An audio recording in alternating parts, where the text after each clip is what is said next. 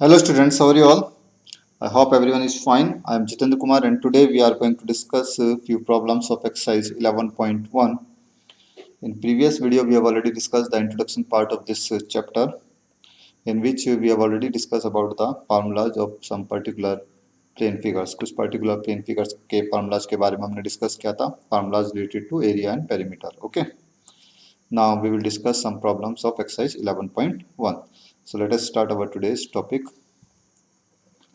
This is mathematics class 7 chapter 11 perimeter and area exercise 11.1.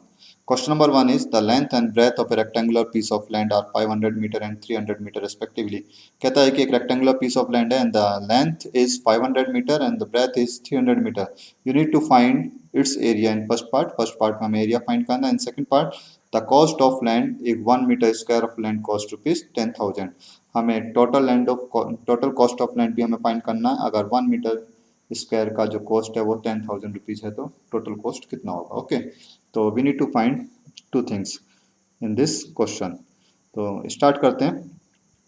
The length and breadth of rectangular piece of land. देखो formula अगर आपको discuss करना है तो formula के लिए आप जो है प्रीवियस वीडियो आप देख सकते हैं एक बार. ठीक, वहाँ पे सभी फार्मूलाज मैंने डिस्कस किए हैं. सबसे पहले हम लिखते हैं इसमें गिवन क्या है. तो what is given in this question? Length of land is 500 meter and breadth is 300 meter. Question start करने से पहले हमें देखना है कि whether the given quantities have same units. क्या जो गिवन क्वांटिटीज हैं उनकी यूनिट सेम है. यहाँ पे अगर यूनिट सेम नहीं है तो हमें अपने अकॉर्डिंगली क्वेश्चन के अकॉर्डिंग जो है इनकी यूनिट को सेम बनाना है, कन्वर्ट करना है. ओके, तो यहाँ पे देखिए यूनिट मीटर में है, ये भी मीटर में है और हमें मीटर में ही आंसर फाइंड कर सकते हैं, कोई दिक्कत नहीं. तो एरिया फाइंड करते हैं फर्स्ट पार्ट में. एरिया ऑफ लैंड कितना होगा? Obviously this is rectangular piece, क्योंकि रेक्टेंगुलर लैंड है तो इसका एरिया कितना होगा? Length multiply breadth. तो हम लेंथ को ब्रेथ से मल्टीप्लाई कर देते हैं. 500 multiply 300. 5 into 3 is 15 and 4 zeros are there. That is 1,50,000 metre square. This is the answer of first part. ये फर्स्ट पार्ट आ गया, that is area of land. Now second part में कहता है the cost of 1 metre square of land is rupees 10,000. Means 1 metre square जो land है उसकी cost है 10,000 रुपीज. तो टोटल कॉस्ट कितनी होगी उस लैंड की हमें फाइंड करना है. Okay, now the cost of 1 metre square of land is equal to rupees 10,000 1,000. yes 10,000. yes 10,000. then cost of this much of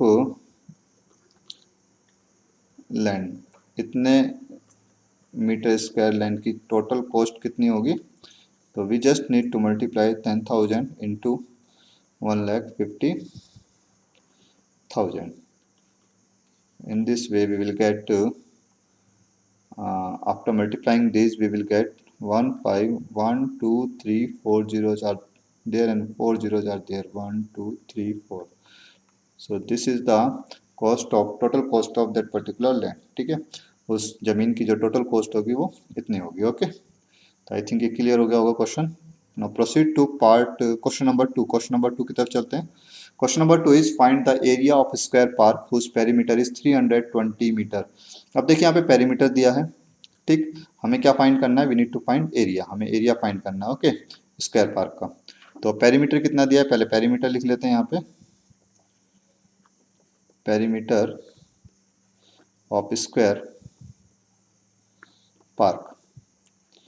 square park का पेरीमीटर हमारे पास है 320 मीटर.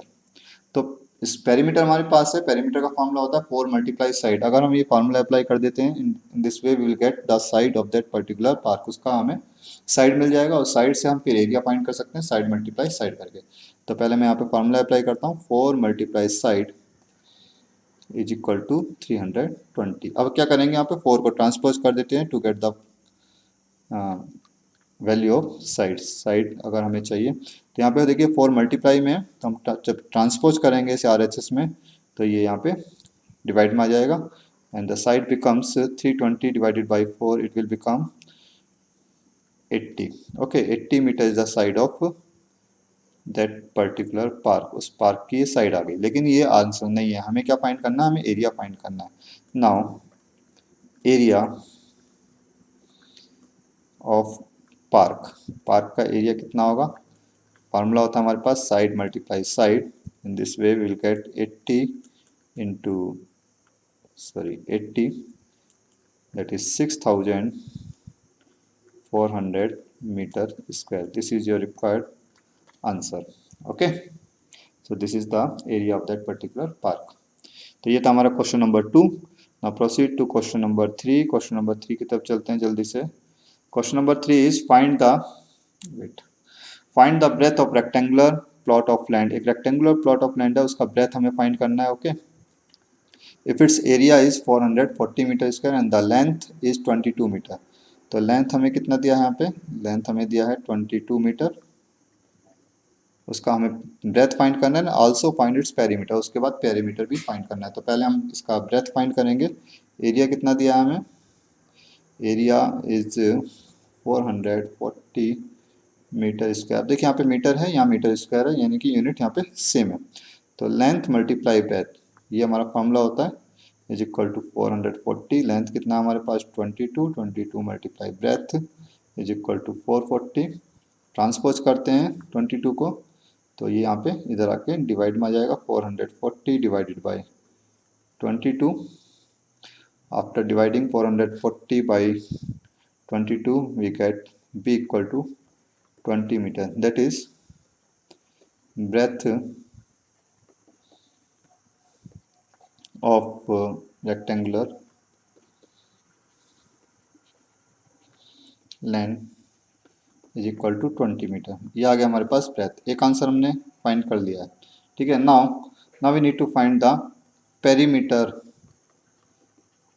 अब हमें पेरीमीटर फाइंड करना है, तो पेरीमीटर का फॉर्मूला होता है 2 multiply length plus breadth. Okay, तो put the values of length and breadth. Length था हमारे पास 22 एंड ब्रेथ हमारे पास आया है 20। It will become 2 into 22 plus 20 is 42, 42 into 2 is 84 meter. This is the perimeter of that particular land. Okay, तो अभी चलते हैं आगे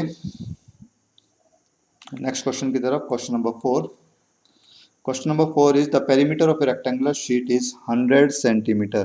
कहता है कि एक रेक्टेंगुलर शीट है, उसका पेरीमीटर हमें दिया 100 centimetre and length is 35 centimetre. अब देखिए, इससे पहले वाले क्वेश्चन में क्या था, हमें एरिया दिया था और लेंथ गिवन था, हमने ब्रेथ फाइंड किया था। ठीक है, इस क्वेश्चन में क्या है, पेरीमीटर दिया है और हमारे पास लेंथ भी है, हमें फिर से यहाँ पे पहले ब्रेथ फाइंड करना होगा। ओके, और उसके बाद फिर एरिया फाइंड करना, मीन्स जस्ट अपोजिट है उस क्वेश्चन का। ठीक, तो यहाँ पे पेरीमीटर दिया है, वहाँ पे हमें एरिया दिया था क्वेश्चन नंबर 3 में। चलो ध्यान रखना है इस चीज़ का, सेम क्वेश्चन है, बस फार्मूलाज अप्लाई करने हैं यहाँ पे। तो सबसे पहले लिख लेते हैं गिवन क्या क्या चीज़ है हमारे पास। लेंथ कितना है, length is 35 metre, sorry 35 metre and perimeter of sheet of rectangular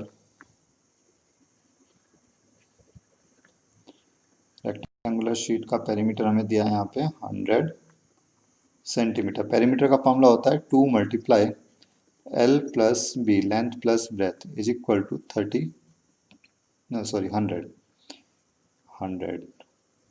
okay, now we need to solve this. अब इसे सॉल्व करते हैं। Put the value of length, length की वैल्यू पुट करते हैं। लेंथ इज 35, तो ये हमने 35 पुट कर दिया यहाँ पे। ब्रेथ हमें फाइंड करना है। इसे सॉल्व करने का तरीका देखिए, सबसे पहले यहाँ पे इस 2 को ट्रांसपोज करते हैं, यहाँ पे मल्टीप्लाई हो रहा है 2, इधर आके डिवाइड में आ जाएगा। It will become 35 plus breadth is equal to 100 divided by 2, that is 35 plus breadth is equal to 50। Now transpose 35 को ट्रांसपोज करेंगे तो इधर पॉजिटिव है, इधर आके नेगेटिव हो जाएगा। तो breadth is equal to 50 minus 35, that is 15। Therefore we can say that breadth is equal to 15 centimetre. Centimetre ही है ना, एक बार यूनिट देख लेते हैं। Yes, centimetre. Now we need to find, एक हमारे पास आंसर आ गया, breadth of sheet that is 15 centimetre. Now अब हमें एरिया फाइंड करना है, तो एरिया का फॉर्मूला क्या होता है, एरिया का फॉर्मूला होगा हमारे पास length multiply breadth. Length is 15, sorry, length is 35, length is 35 and breadth is 15. After multiplying these two terms we get 15 is to 5 is 75. Okay, carry 7, 15 is to 3 is 45, 45 plus 7 is 52, 525 centimeter square. This is a required answer. This is the area of sheet. तो ये था हमारा question number 4. Okay, तो आगे चलते हैं. Let us proceed to question number 5. Question number 5 क्या है एक बार देखते हैं ध्यान से.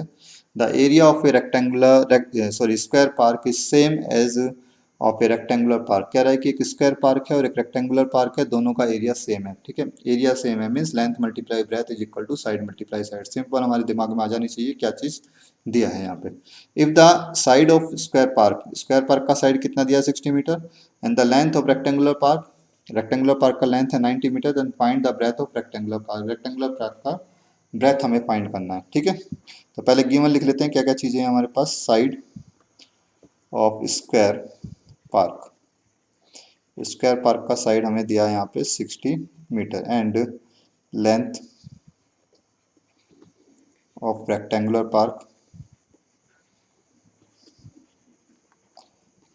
पार्क का हमें लेंथ दिया है कितना है 90 मीटर. हमें इसका ब्रेथ फाइंड करना है. ओके, रेक्टेंगुलर पार्क का. अच्छा, आल्सो एक चीज हमें और दी है कि दोनों का जो एरिया है वो सेम है. Area of rectangular park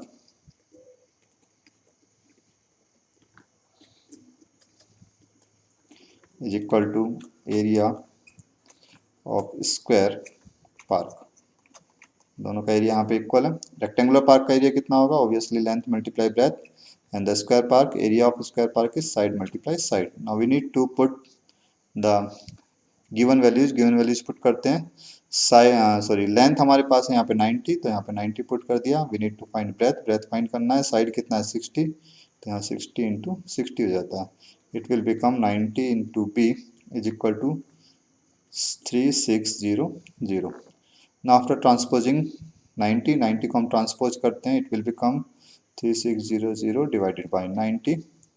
after dividing we will get, देखो एक जीरो तो यहाँ पे कैंसिल हो गया. When 360 divided by 9 we get 40. It means the breadth of rectangular park is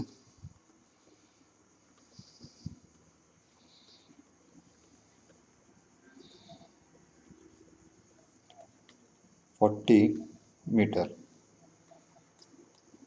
this is a required answer. I think ये question भी clear हो गया होगा. इसमें बिल्कुल सिंपल है, कोई ज़्यादा डाउट वाली बात नहीं है. Now proceed to next question, question number 6. Question number 6 की तरफ चलते हैं जल्दी से. Question number 6 is a wire is in the important question है, एक बार जरा ध्यान रखना इस चीज़ का. A wire is in the shape of a rectangle. एक वायर है जो रेक्टेंगल की शेप में है. ओके, उसे हमने उसे बेंड करके रेक्टेंगल की शेप बनाई गई है. Now its length is 40 centimetre. उस रेक्टेंगल की लेंथ कितनी है 40 centimetre and breadth is 22 centimetre. और ब्रेथ है 22 centimetre. If the same wire is rebent in the shape of a square. उसी वायर को हमने रिपेंट किया और अब हमने उसे स्क्वायर शेप दे दी. ठीक है, ना what will be the measure of each side. तो जो साइड है स्क्वायर की उसकी मेजरमेंट कितनी होगी. And also find which shape encloses more area. ये भी हमें फाइंड करना है किसका एरिया ज़्यादा है. तो एरिया तो बाद में देखेंगे, पहले हम साइड फाइंड करते हैं किसकी, स्क्वायर की. अब देखिए, जब हम रेक्टेंगल बनाएंगे एक ही वायर से और उसी से हम बाद में स्क्वायर बनाएंगे, तो इन दोनों केसेस में क्या चीज़ चेंज नहीं होगी. ऑब्वियसली उनका जो एरिया होगा वो तो चेंज होगा, लेकिन जो पेरीमीटर होगा वो कभी भी चेंज नहीं होगा. मीन्स जितनी लेंथ वायर की यहाँ पे इसमें यूज हुई है उतनी ही लेंथ हमारी इसमें यूज हुई है वायर की. इट मीन्स जो पेरीमीटर है वो कभी भी चेंज नहीं होगा. ठीक है, तो ये चीज़ जरा हमें ध्यान रखनी है. तो पहले मैं यहाँ पे हेडिंग लिख लेता हूँ फॉर रेक्टेंगल. ओके, चलिए मैं आपको बना के दिखा देता हूँ एक फिगर यहाँ पे छोटी सी. सपोज हमने एक वायर से एक रेक्टेंगल बना दिया लाइक दिस. ओके, तो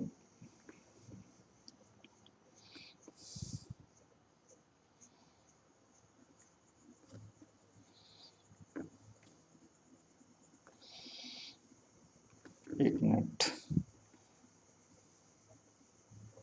तो तो ये हमारा वायर से हमने एक रेक्टेंगल बनाया, ठीक है।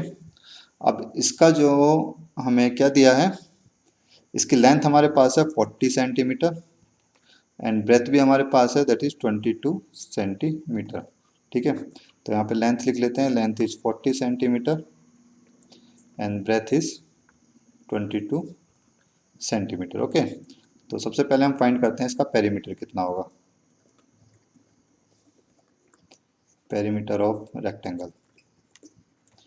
ये जो हम पेरीमीटर फाइंड कर रहे हैं, this will be the length of wire, ये वायर की लेंथ के इक्वल होगा, ध्यान रखना। 2 मल्टीप्लाई लेंथ प्लस ब्रेथ, तो 2 into length is 40 and breadth is 22, it will become 2 into 40 plus 22 is 62 and 62 into 2 is 124 centimeter.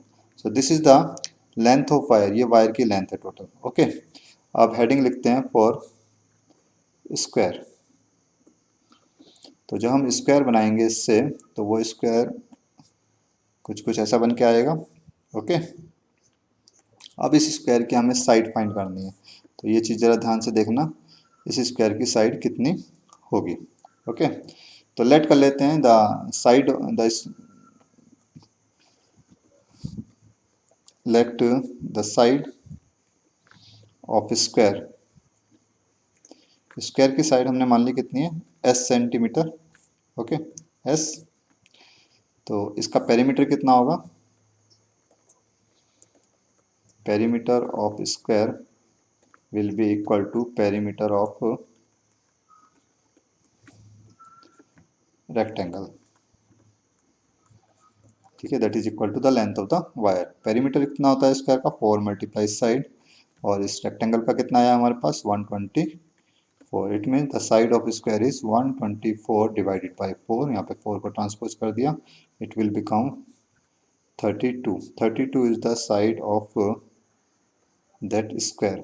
एक आ गया हमारे पास आंसर, साइड आ चुकी है हमारे पास स्क्वायर की। अब हमें इनका एरिया कंपेयर करना है। Now area of rectangle, rectangle का एरिया कितना होगा,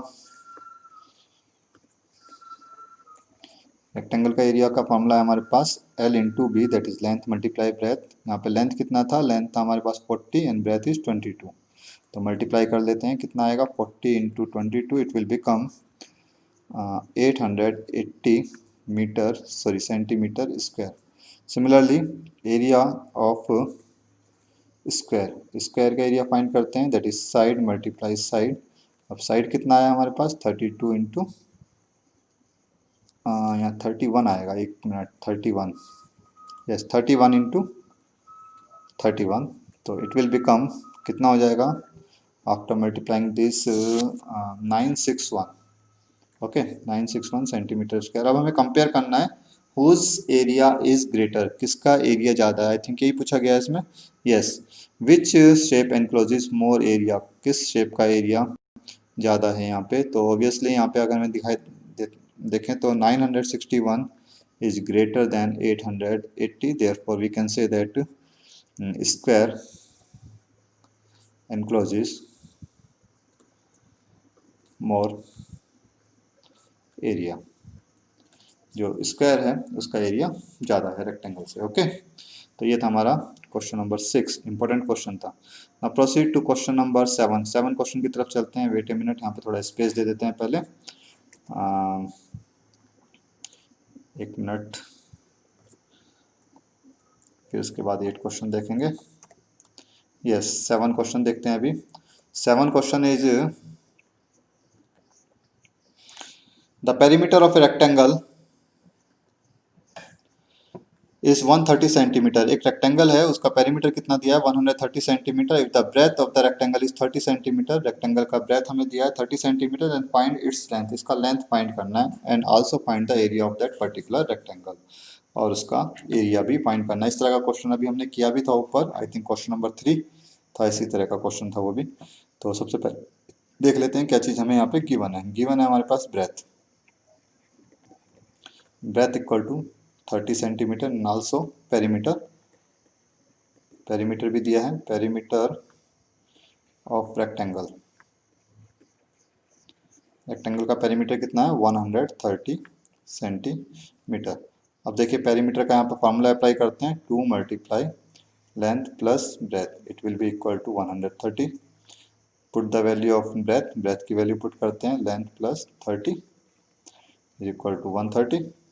ट्रांसपोज 2, सबसे पहले हम 2 को ट्रांसपोज करते हैं, यहाँ पे मल्टीप्लाई हो रहा है, इधर आके डिवाइड में आ जाएगा, 130 divided by 2 that is length plus 30 is equal to 65। Okay, now transpose 30, अब हमें क्या करना है, यहाँ पे 30 को ट्रांसपोज करना है, it will become 65 minus 30 and the length becomes 35 centimetre, yes centimetre.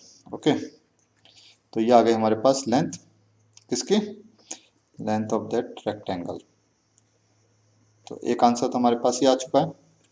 Now we need to find the area, area of rectangle, rectangle का एरिया कितना होगा, is equal to length multiply breadth. Length is 35 and breadth is 30. After multiplying these, we will get the area of that particular rectangle, that is 5 is to 3 is 15 and 3 is to 3 is 9. 9 plus 1 is 10, that is 1050 centimetre square. ये जरा ध्यान देना है, area जब भी find करेंगे square unit में निकलेगा। ओके, तो this is a required answer. तो ये था हमारा 7 question. Now proceed to last question of this chapter, इस एक्सरसाइज का हम लास्ट क्वेश्चन देखते हैं, that is question number 8। Question number 8 is a door of length 2 metre and breadth 1 metre is fitted in a wall. एक wall में ना एक door लगाया गया है, यहाँ पे फिगर में दिखाया भी गया है, जिसका हमें लेंथ एंड ब्रेथ दिया है 2 metre and 1 metre. The length of wall is 4.5 metre and the breadth is 3.6 metre.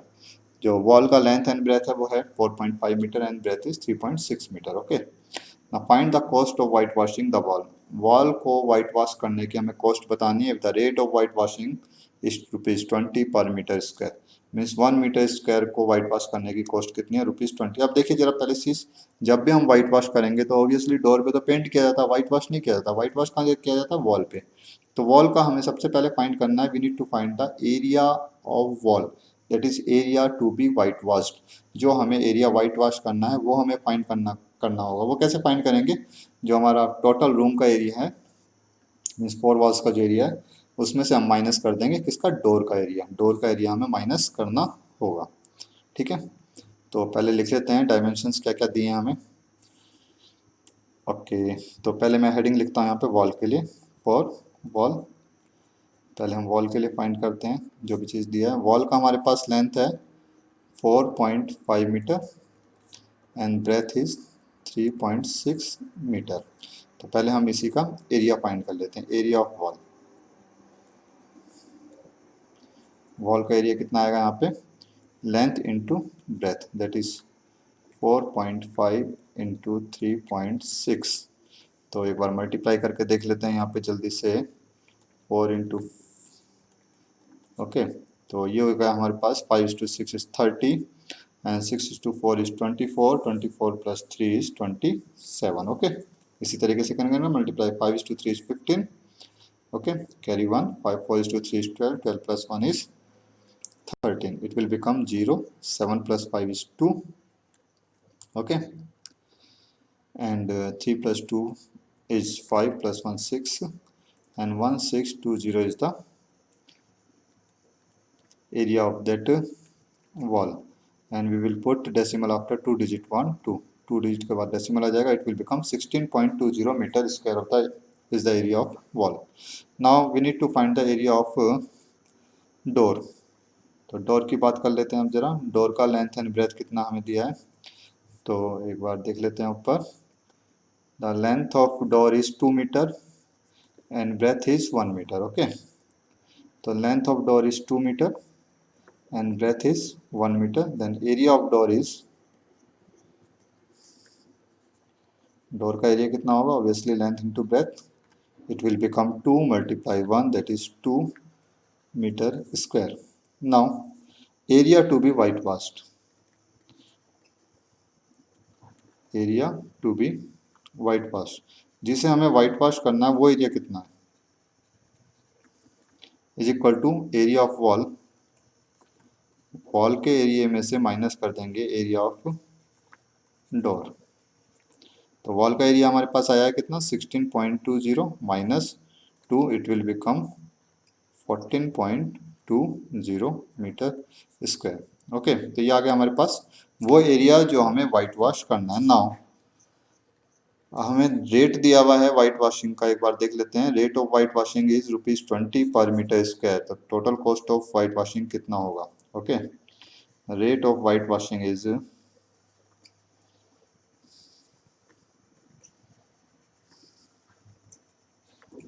₹20 per metre square. Therefore, total cost of white washing की टोटल कॉस्ट कितनी होगी? We just need to multiply 20 by 14.20, इनको multiply कर देंगे। In this way we will get the answer, that is 2:2 is 4, 284. Okay, ₹284 is the total cost of white washing. This is your required answer. तो ये था हमारा question number 8। I think समझ में आ गया होगा। In case if you feel any problem in any question, ठीक है, you can ask me any time. ठीक है, अगर किसी को कोई भी प्रॉब्लम है किसी भी क्वेश्चन में तो मुझसे कभी भी पूछ सकते हो। आज के लिए इस वीडियो में इतना ही। नेक्स्ट वीडियो में हम डिस्कस करेंगे next topic, next exercise. Till then take care, bye bye, thank you.